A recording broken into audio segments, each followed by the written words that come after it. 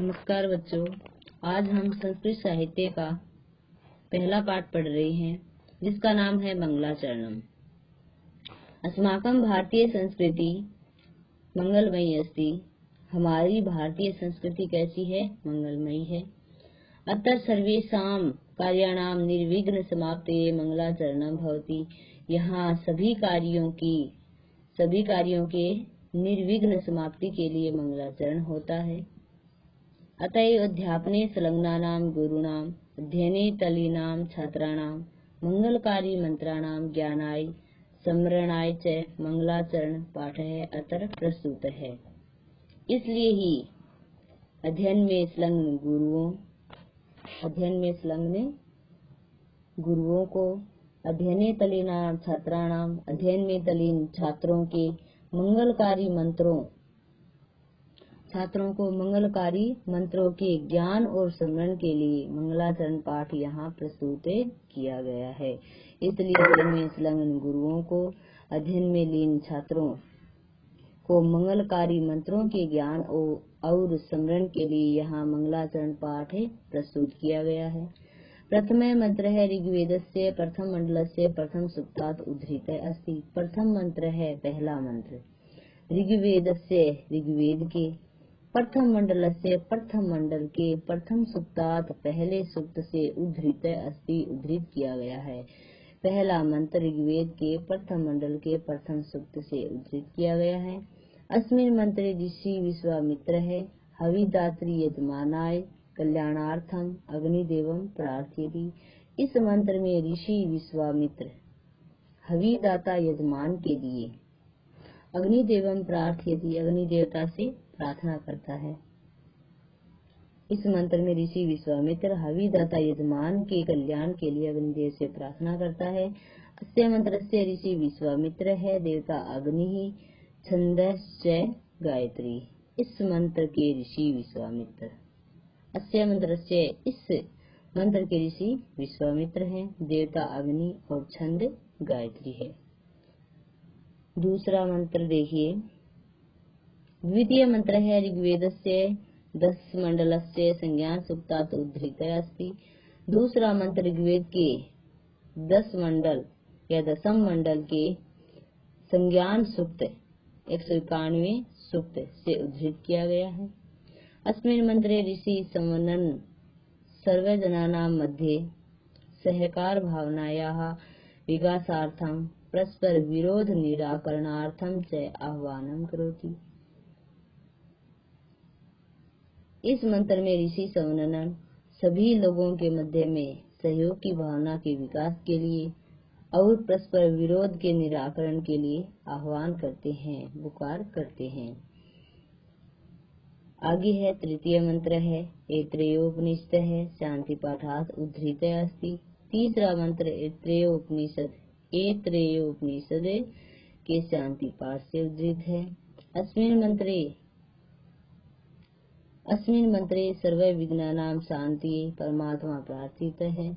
इस मंत्र में सभी विघ्नों की शांति के लिए परमात्मा से प्रार्थना की गई है। वांग मनसो एक रूपता भवतु इति कामना च कृता। वाणी और मन से एक रूप हो इस प्रकार की कामना की गई है, और वाणी और मन से एक रूप हो इस प्रकार की कामना की गई है। चतुर्थ मंत्र है तैत्तिरीयो उपनिषद है शिक्षावल्यः द्वादशानुवाक्तः उद्धृत अस्ति। चतुर्थ मंत्र है चौथा मंत्र तैत्तिरीय उपनिषद की शिक्षावली के द्वादशानुवाक्तः उद्धृत अस्ति। द्वादशानुवाक्तः 12वें अनुवाक से उद्धृत है। चतुर्थ मंत्र तैत्तिरीय उपनिषद की शिक्षावली के 12वें अनुवाक से उद्धृत है। अयम मंत्र है ऋग्वेदस्य प्रथम अध्याय के 9वें मंडल में। यह मंत्र ऋग्वेद के पहले अध्याय के 9वें मंडल में। यजुर्वेद के 36वें अध्याय 9वें स्थल में। यजुर्वेद के 36वें अध्याय 9वें स्थल में। थर्ववेद के 19वें अध्याय 9वें सूक्त के 16वें स्थले अपि उल्लेखित है अस्ति, स्थल में भी उल्लेखित है। यजुर्वेद के 36वें अध्याय 9वें स्थल में, अथर्ववेद के 19वें अध्याय 9वें सूक्त के 16वें स्थल में भी उल्लेखित है। यजुर्वेद में कुल 40 अध्याय हैं। अत्र प्रार्थना अस्ति यत् परमेश्वर है कल्याणम करोतु। यहाँ प्रार्थना है कि परमेश्वर है, परमेश्वर ईश्वर कल्याणम करोतु, कल्याण करे। यहाँ प्रार्थना की गई है कि ईश्वर है वो सभी का कल्याण करे। गुरु शिष्याणाम लक्ष्य प्राप्तौ निर्विघ्नताम करोतु। गुरु शिष्य लक्ष्य प्राप्ति के लिए निर्विघ्नता करे, अर्थात बाधा से रहित करे। गुरु शिष्य के लक्ष्य प्राप्ति के लिए, गुरु शिष्य को लक्ष्य प्राप्ति के लिए निर्विघ्न करे, उनके मार्ग में कोई भी बाधा न आए। पंचमो मंत्र है कठोपनिषद है, शांति पाठात् संस्कृत अस्ति। पांचवा मंत्र कठोपनिषद के शांति पाठ से संकलित है। पांचवा मंत्र कठोपनिषद के शांति पाठ से उद्धृत है। अत्तर सहकार भावनया सह उत्कृष्ट सामर्थ्य प्राप्ते अपि कामना च अस्ति। अतर्मिस यहाँ सहकार भावनया सहयोग की भावना के साथ उत्कृष्ट सामर्थ्य की प्राप्ति की कामना भी है। यहाँ सहयोग की भावना के साथ सहकार भाव नया सह के योग में कौन सी विभक्ति आती है? तृतीय विभक्ति आती है। तो यहाँ तृतीय कारक है करण कारक। उत्कृष्ट सामर्थ्य प्राप्ति है, यहाँ सहकार भावना के साथ उत्कृष्ट सामर्थ्य की प्राप्ति की भी कामना की गई है। अब इसमें ये जो पहला मंत्र है वो देखिए, यद अंग दासु से त्वम अग्ने भद्रम करिष्यसि तव एतत् सत्यम अंगिरः। अंग अग्नि, यद अंग है, यहाँ से अर्थ निकलेगा हे अग्निदेव। अंग अग्नि का अर्थ होगा हे अग्निदेव। यद है तो तय हो जाएगा यहाँ। यद मिस जो, तवम अग्नि है तो यहाँ 4 नंबर पर जो त्वम है उसका अर्थ निकलेगा यत तवम जो तुम।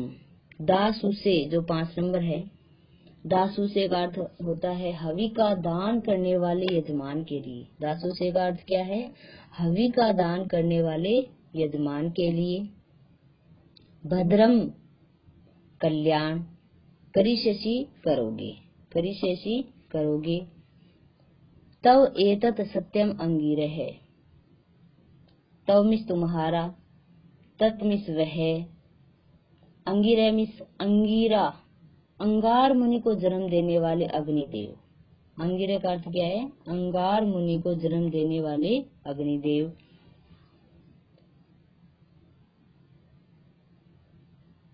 आगे देखो, सत्यम का अर्थ क्या है? सत्य हो। तो पहले इसका सीधा अर्थ देखो, हे अग्निदेव, जो भी कुछ तुम हवि का दान करने वाले यजमान के लिए कल्याणकारी करोगे, तुम्हारा वे सत्य कल्याणकारी पदार्थ हमें प्राप्त होवे। अंगार मुनि को जन्म देने वाले अग्निदेव सत्य है। हे अग्निदेव, जो भी कुछ तुम हवि का दान करने वाले यजमान के लिए कल्याणकारी करोगे, तुम्हारा वे सत्य कल्याणकारी पदार्थ हमें प्राप्त होवे। अंगार मुनि को जन्म देने वाले अग्निदेव सत्य है। यहाँ जो नंबर लगाया गया है, जैसे यद है, यद पर 3 नंबर है, अंग 1 नंबर है, दासु से 5 नंबर पर है, तव 4 नंबर पर है, अग्नि 2 नंबर पर है, भद्रम 6 नंबर पर है, करिष्यसि 7 पर, तव 8 पर, एतत् 10 पर, तत् 9 पर, सत्यम 12 नंबर पर और अंगिरह 11 नंबर पर। ये अन्वय के हिसाब से दिया गया था। अन्वय का मतलब है यहाँ सबसे पहले जो नंबर लगाया है उसी के हिसाब से हिंदी अर्थ निकलेगा। जैसे यद है, अंग 2 नंबर पर हम अन्वय अर्थ लेंगे अग्नि, तो अंग अग्नि हे अग्निदेव, अंग अग्नि हे अग्निदेव। 3 नंबर पर यत है, 4 नंबर पर तव है, तो यत मिस जो, तव मिस तुम। हे अग्निदेव, जो भी कुछ तुम हवि का दान, जो भी कुछ तुम्हें, दासु से 5 नंबर पर है, तो दासु से का अर्थ होगा हवि का दान करने वाले, हवि का दान करने वाले यजमान के लिए भद्रम करिष्यसि, कल्याण करोगे। हे अग्निदेव, जो भी कुछ तुम हवि का दान करने वाले यजमान के लिए कल्याण करोगे, तब तुम्हारा वे सत्य कल्याणकारी, तव तत् एतत् अंगिरह सत्यम, तुम्हारा वे सत्य कल्याणकारी पदार्थ, तव में तुम्हारा, तत् इत वे सत्य कल्याणकारी पदार्थ, तत् इत का अर्थ क्या है, सत्य कल्याणकारी पदार्थ। अंगिरह है, अंगार मुनि को जन्म देने वाले हे अग्निदेव, सत्यमी से सत्य है, तुम्हारा वे सत्य कल्याणकारी पदार्थ हमें प्राप्त होवे। अंगार मुनि को जन्म देने वाले हे अग्निदेव वह सत्य है, हे अग्निदेव सत्य है। इसमें व्याख्या नहीं आएगी, प्रश्न उत्तर आएंगे। तो जैसे पहला प्रश्न बनता है, भद्रम कह करिष्यसि, कल्याण कौन करेगा। भद्रम 6 नंबर पर दिया गया है, कहे हम प्रश्न के लिए जोड़ेंगे, करिष्यसि में से करेगा, तो भद्रम कह करिष्यसि, कल्याण कौन करेगा। तो हमने यहाँ हिंदी अर्थ में पढ़ा था, कौन करेगा कल्याण, अग्निदेव, अग्निदेव से प्रार्थना की गई है, तो कल्याण कौन करेगा, अग्निदेव। तो उत्तर क्या हो जाएगा, अग्निदेव है। भद्रम कह करिष्यसि, अग्निदेव है। दूसरा प्रश्न बनता है, कह सत्यम, कौन सत्य है, तो अंगिरह है सत्यम। लास्ट में हमने हिंदी अर्थ में पढ़ा था, अंगार मुनि को जन्म देने वाले अग्निदेव सत्य है, अंगिरह है सत्यम। तब एतत् तत् सत्यम अंगिरह है, तो सत्यम अंगिरह है, अंगिरह क्या है, सत्य है। अंगार मुनि को जन्म देने वाले अग्निदेव सत्य है। तो दूसरा प्रश्न है, कह सत्यम, कौन सत्य है, तो अंगिरह है। तीसरा बनता है, करिष्यसि इति क्रियापदस्य कर्तृपदम किम, करिष्यसि, करिष्यसि में से करेगा। करिष्यसि कौन सी धातु है, क्री धातु है। करिष्यसि में कौन सी धातु है, क्री धातु है। ललित लकार मध्यम पुरुष का एक वचन है, तो इति क्रियापदस्य, इस क्रिया का कर्तृपदम किम, कर्ता कौन है, इसका कर्ता कौन है। तो देखो इसमें यहाँ हमने पहली लाइन में पढ़ा था, यद अंग दासु से त्वम अग्नि भद्रम करिष्यसि, करेगा, कि हे अग्निदेव, जो भी कुछ तुम हवि का दान करने वाले यजमान के लिए कल्याणकारी करोगे। तो यहाँ प्रश्न है, करिष्यसि करोगे, तो कर्ता कौन है, किसको कहा गया है। त्वम, यहाँ त्वम नाम दिया है, त्वम भी हम यहाँ कर सकते हैं कर्ता, और स्पेशल किसको कहा गया है, त्वम अग्निदेव को कहा गया है, तो अग्निदेव भी उत्तर कर सकते हैं। अगला है, अभद्रम इत्यस्य विलोम पदम चित्वा लिखत, अभद्रम का विलोम शब्द क्या होगा। अभद्रम का विलोम शब्द क्या हो जाएगा, भद्रम हो जाएगा। भद्रम मतलब कल्याणकारी, अभद्रम अकल्याणकारी। तो बच्चों, आज हमने जितना पढ़ा है उसे अच्छी तरह से बार बार अभ्यास करना। धन्यवाद।